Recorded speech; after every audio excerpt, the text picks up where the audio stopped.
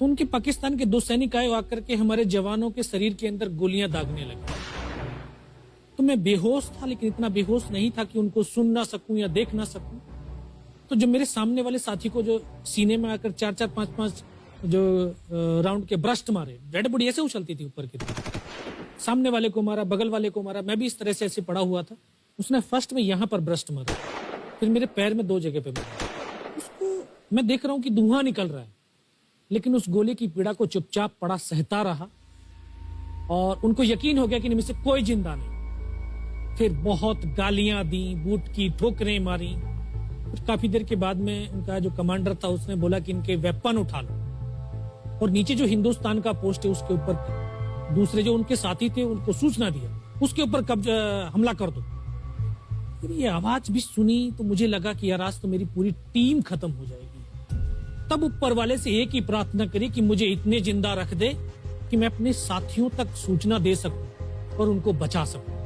और ये सत्य है कि अगर निस्वार्थ भाव और सच्ची श्रद्धा से उस परम पिता परमेश्वर को याद करते हो तो शक्ति जरूर साथ देती है। दोबारा से उसके साथी आए, पाकिस्तान के सैनिक आए और हमारे जवानों के शरीर के अंदर गोलियां दागने लगे। उन्होंने फिर उसी रोटेशन से गोली मारी, फिर भी मेरी बाजू में, पैर में गोली मारी। और तब तक एक विश्वास भी मैंने पैदा कर लिया था कि अगर इसने सर और सीने में गोली नहीं मारी, चाहे मेरा हाथ पैर दोनों ही काट करके ले जाए, मैं उफ तक नहीं करूंगा और मैं जिंदा रहूंगा। मैं उस विश्वास की बदौलत आज आपके सम्मुख भी बैठा हूं। उसने आकर के दोबारा से गोली मारी, पर जब एक कदम आगे गया तो उसने राइफल मेरी सीने की तरफ तानी। तब मुझे लगा यार अब नहीं बचूंगा। लेकिन कहते हैं कि जाको राखे साइयां मार सके ना कोई। और ये इस देश को हम भारत माँ बोलते हैं। जब तो बच्चे थे एहसास नहीं था, आज पता चलता है इसको माँ क्यों बोलते हैं, क्योंकि ये भारत माँ जैसा दायित्व और कर्तव्य का निर्वाह भी करती है। ये अपने बेटों की वीरता, शौर्य और पराक्रम को कभी दफन नहीं होने देती है। वाह क्या बात। तो शायद इस माँ भारती ने मुझे चुना होगा कि उसके बेटों ने जो शौर्य, वीरता और पराक्रम दिखाया उसको दुनिया तक पहुंचा सकूं। जब उसने गोली चलाई तो यहाँ पे पर्स में 5-5 रुपए के कुछ सिक्के भी थे। जब गोली जाकर के सिक्कों पे टकराई तो मुझे भी आभास हुआ कि तो मर गया हूं। पाकिस्तान का दूसरा सैनिक आया, उसने आकर के मेरा AK-47 उठाया और वापस मुड़ा तो उसका पैर मेरे पैर से टकराया हो। तब मुझे लगा कि यार मैं तो जिंदा हूं। तब मेरे पास एक हैंड ग्रेनेड था, मैंने उसको पिन निकाली और उसके ऊपर ऐसे फेंका तो कोट के अंदर हुड लगे हुए, हुड के अंदर वो गिरा जी। उसने तुरंत पीछे की तरफ मुड़कर देखा, पीछे तो कोई मूवमेंट था नहीं। तो जब तक वो ग्रेनेड को निकाल पाता, ग्रेनेड फट गया। यहाँ से उसका पूरा सर उड़ा और वो हमारे ऊपर आकर के गिरा। जो पाकिस्तान के दूसरे सैनिक थे उनमें खलबली मची कि इनमें से कोई जिंदा है, कुछ बोले जिंदा नहीं, नीचे से रिइंफोर्समेंट आ गई है।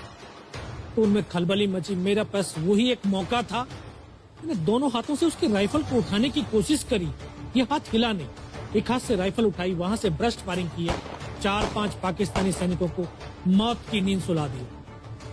फिर बाएं हाथ से पलटा खाया, दूसरे पत्थर से 3-4 जगह से फायरिंग किया। तो जो उनका मोमेंटम था, जो हौसले थे, परस्त हो चुके थे, वो भाग खड़े। 2-3 मीटर गया, जाके देखता हूँ सामने उनके लंगर चल रहे हैं, उनका लिविंग टेंट बना हुआ, उनके जो हैवी वेपन का डिप्लॉयमेंट था वो सब कुछ वहां पे लगा हुआ। उस समय जहन के अंदर एक ही पागलपन था, अपने साथियों को बचाना। फिर मैं वापस धीरे धीरे रेंगता हुआ अपने साथियों तक आया। फिर मुझे लगा कि इनमें से हो सकता है मेरी तरह कोई साथी होगा, जिंदा होगा।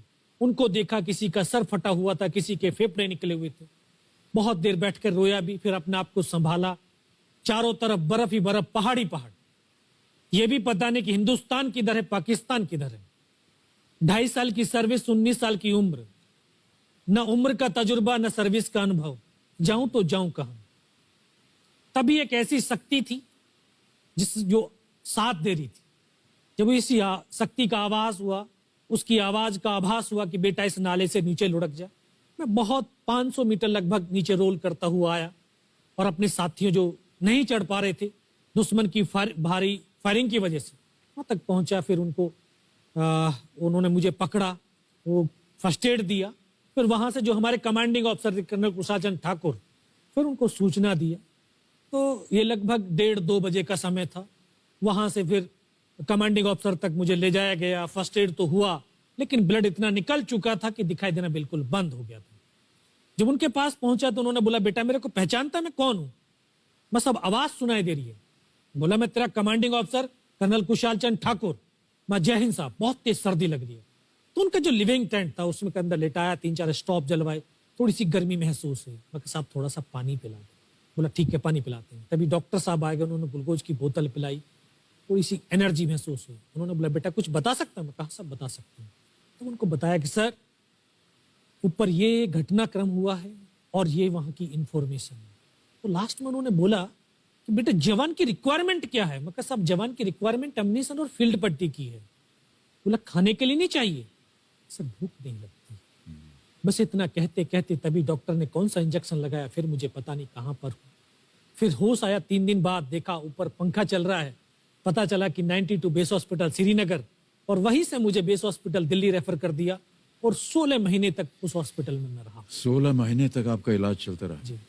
और वहीं पर हॉस्पिटल में ही मुझे पता चला कि 15 अगस्त 1999 को जब ये परमवीर चक्र का जो अनाउंसमेंट हुआ, तो वो वहां पर ही मुझे पता चला। या सर।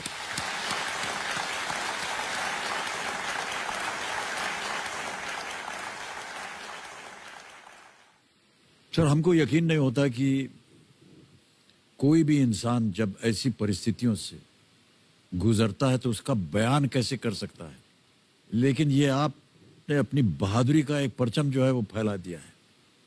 15-15 गोलियां आपने खाई हुई अपने शरीर में, और सोच रहे हैं आप केवल देश के बारे में, सर देशभक्ति के बारे में। सैनिक के लिए सैनिक इंपॉर्टेंट नहीं है, उसका राष्ट्र इंपॉर्टेंट है।